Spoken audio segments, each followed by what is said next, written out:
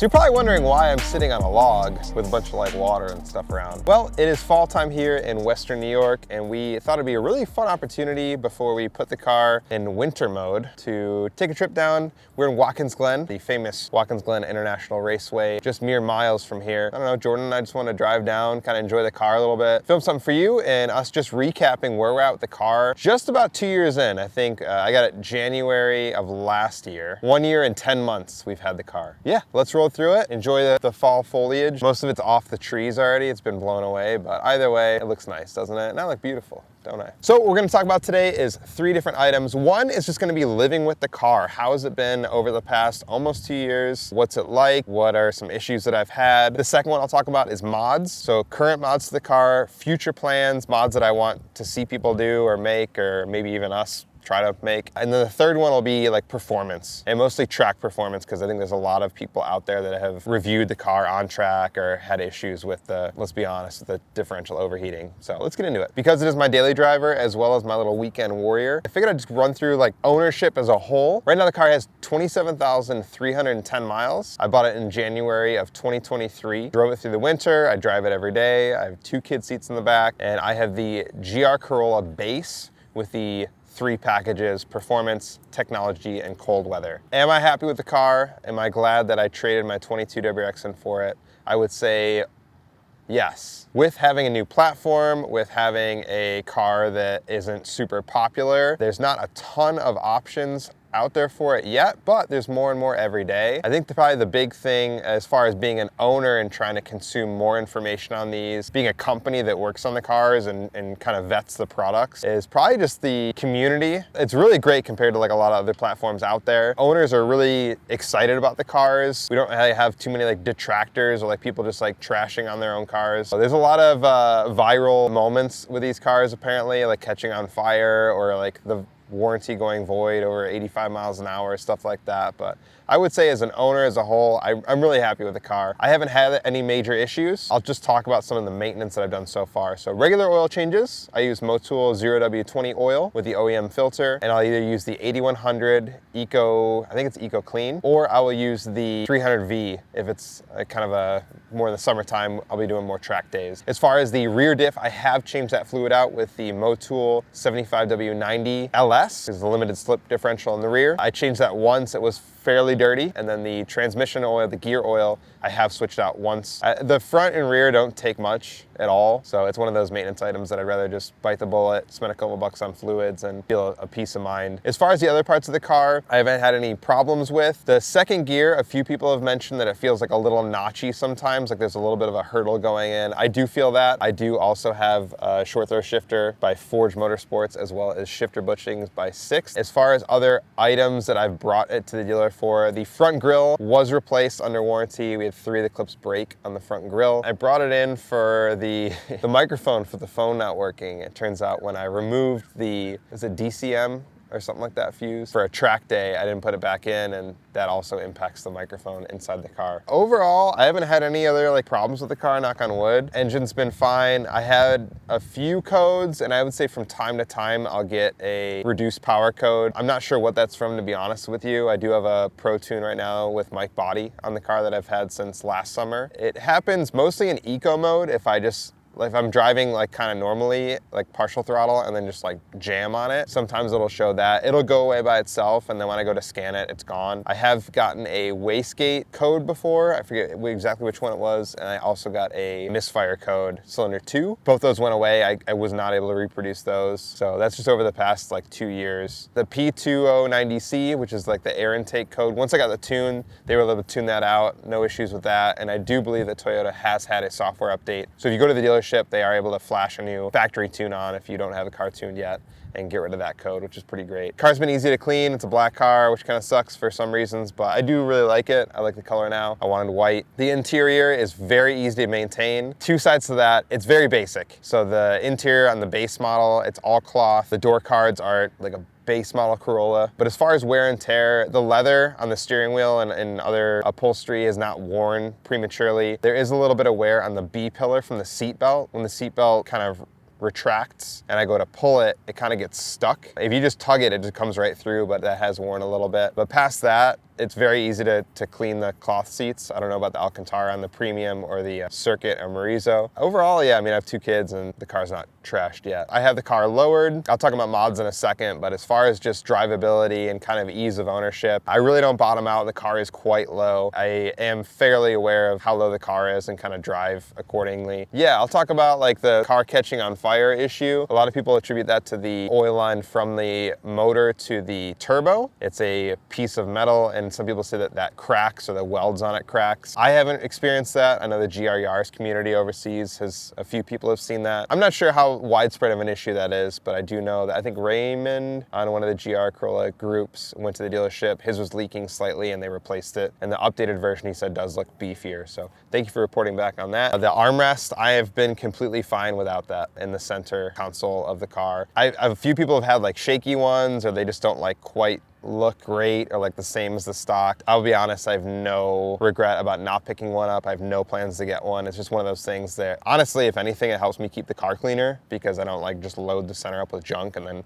flip the armrest down. So modifications I did talk about earlier. It's a new platform. There are new parts coming out. Now, when we first got the car, I did hit up Forge Motorsports. They're out of the UK. They do have a US office. I asked them if there's any parts from the GR Yaris that they have a full suite of options for that would fit the Corolla, and they actually sent us a bunch of parts to try out. So we currently have their front mount intercooler, we have their turbo inlet, and then we also have their carbon fiber upper intake. I love those products, to be honest with you. The intercooler, they sent me the GR Yaris one. It did touch the front passenger side axle boot on the transmission side, the inboard one. I had to replace that, I think, once already. It wasn't fun. It's kind of sucks, but once again, it was pre-production. It's made for another car. We were able to make it work overall. So I'm not gonna fault them for that. As far as how the parts have performed, when I had the car tuned end of last summer, I had Mike Body tune it that I mentioned also. I think that was the most horsepower he's gotten out of a 93 tuned GR Corolla at the time. Obviously that's been changed now with the introduction of downpipes, but I'm happy with how the car performs. Right now it makes 315 horsepower. I did have their atmospheric dump valve, their blow-off valve, but I did take it off. I wanted to just keep the stock one. I like the whistle of the stock one. I have the Forge Motorsports short throw shifter with some shifter bushings. Those feel great. Ever since I put that in, I don't want to take it out. It feels awesome. We have the Fortunato 500 coilovers with the factory rear mounts. These do have the Swift springs. If I were to redo it, I would say I wish I got the 510s. Those are more for track. They have a degressive valving. That's my only regret, is not getting the 510s right off the bat, but those have been great. I did have the rubber upper collars on the rear springs. The rubber like wore through. I just hit them up and they sent me new plastic ones. Those have been great. No issues, no noises. The wheels, we have had 3 sets of wheels now. We had the work wheels last year when I was on stock suspension. We had our track wheels, which is the raised Graham Light 57DR with the 38 offset. Those have been great for the track. On the street, they definitely sunk in a little bit. So these last iteration, the Enki RSO 5RR. We have the plus 30 in the front, plus 22 rear. Love, love, love, love the staggered offset. The front face is a medium concave. The rear is deep. I just think it looks awesome. I think this wheel is perfect. If I were to change anything, I probably would have done silver, and I probably would have done a 275/35 tire, but the tires that are on it right now are just like a scrub set from previous track days. So next year, we'll get some new tires, go from there. We have the Motorsports Plus DRL, the yellow DRL kit. Love that too. It's not super bright. It's not their fault. I think it's just the DRLs. Acrylic tubing they use for those just doesn't disperse light very well. On to the other fun stuff, exhausts. We just today put on the NVIDIA R400 catback exhaust, and then previously I put on they call it a front pipe. It's the second half of the downpipe. It's not the primary cat, but it's the secondary cat. That sounds awesome. The front pipe or the downpipe gives it way more of a deeper tone. This exhaust sounds awesome. Compared to the AWE, maybe like a little bit more drone, but more rasp, which is what I wanted. I think the AWE is like a really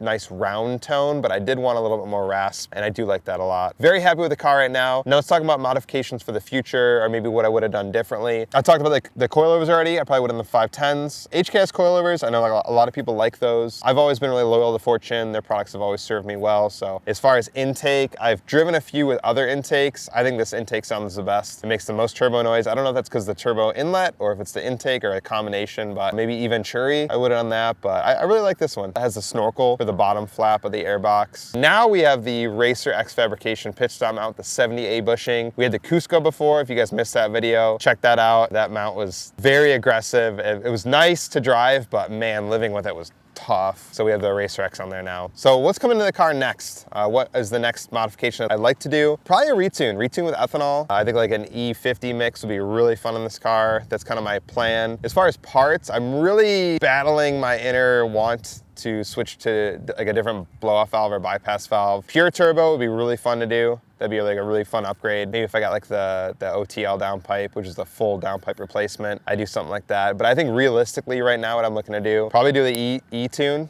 like an ethanol blend tune. I'd love to do maybe like a little bit different aero, maybe like a canard setup in the front, a front splitter, rear diffuser. Probably those combinations of like kind of functional, but very visual modifications, I think is definitely part of the plan for next year. I think it'd be fun to do like valve springs retainers. I know a lot of people asked us to do a video on that. So you might get that over the winter. We'll see how things play out. Ideally, what I'd love to do, and there might be more talk on this in the future, is get like a GR Corolla that's a little bit hurt, maybe one that needs a little bit of love, a little bit of work for cheap, and then turn that into like a track car, and then really like go full in on that, like do the motor, build the head, bigger turbo, all that stuff. But I think right now, because I daily drive the car, because I am gonna be taking my kids around it and all that stuff, probably valve springs retainers. I don't even know if I need to do like head gasket and studs, but maybe just the valve train stuff, and then up the boost with a E50 tune or so. If things go really well for us, we will be finding a junker GR Corolla and just building the snot out of that for next year. But let's talk about the next thing, which is performance. I do track the car.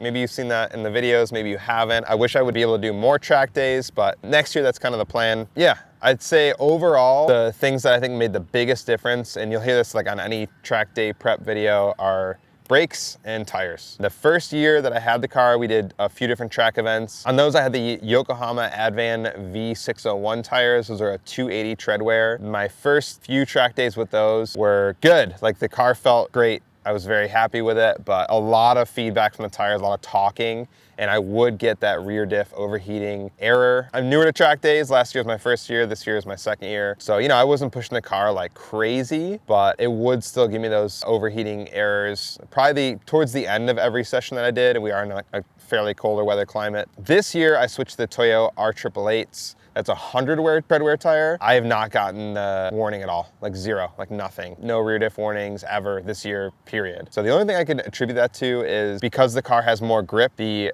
rear axle is not over spinning or working the diff as hard. The controversy to that is you would think that if I'm getting more grip, it's being put through more because all that load is going onto the rear diff, but I don't know. I mean, I'm definitely driving more aggressively and faster than I did last year. I can tell you that flat out. And I have had a few other people in the GR Corolla community report the same thing. They did a stickier tire and that went away. So who knows? To be honest, I really don't know what to attribute that to besides the tires. That's the only thing I can think of. So if you have any ideas in that, or if you're like an engineer, I would really love to make a video with maybe like a differential company or somebody that knows more about that and ask them, because I think they could have a better insight than I would. But as far as my layman experience, I would say it's probably due to that. And then the EBC pads. On the street, we use the yellow stuff. On the track, we use the RP1s. Phenomenal. I did have an instructor at VIR this year. We did Hyperfest, and he said he's ridden in cars with EBC pads before, but he was blown away the G-forces we can get out of braking. Same with, I went to Pineview Run recently, and Mario invited me out there. It's like a private track, but he put a AIM Solo in the car to kind of track telemetry, and he was like, man, you were pulling some serious G's just with braking. So I'm really happy with those. I don't think I'm gonna change them for next year. I don't see a point. There's no reason, but RP1's been great to me so far. So other parts of track days, I did go off track at Toronto Motorsports Park. I kind of straddled the curb there, and my under tray did pay for it. It's the stock one. I'll probably looking to get in the Racer X Fabrication heavy duty under tray, which is like a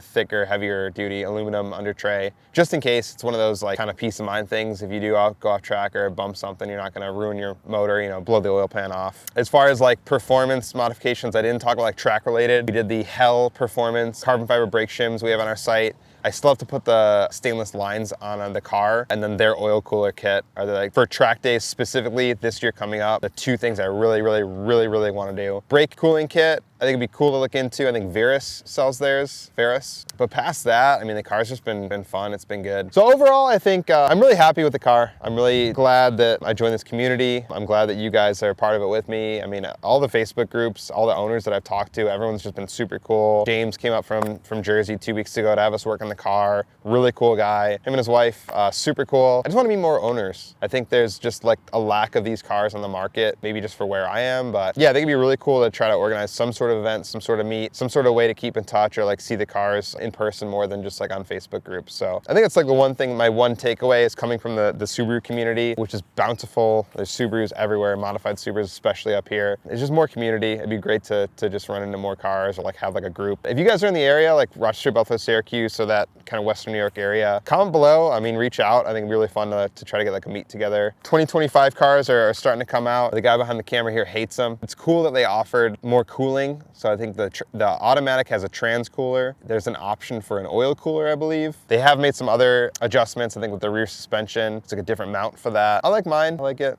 I like the stick, I like the front end. I think it looks super aggressive. It'd be cool to see what people do with autos, kind of like what they're able to attain as far as performance goes. I'm gonna keep it for as long as I can. If you have any specific questions about my ownership or the things that I've done to the car, I've been through, please comment below. I'd love to reach out. Or you can email in sales@circuitdemon.com. We're gonna go get some food now. We're gonna enjoy the views. We're gonna enjoy the cruise. Oh, check out the site, circuitdemon.com. If you have parts, if you have a GR Corolla, I'd love to be your parts guy. We try to give as much information as we can on the site. If you have a question, call us. Call us. Love to talk to you on the phone about your car, talk about what you want to do with it, and make recommendations. Your guys' support through the website, circuitdemon.com, is what allows us to do these videos, allows us to take the car to the track and do stuff. So I just want to say thank you for supporting us so far, and hopefully the rest of you will trust us to deliver your parts at the best price and on time. Thank you.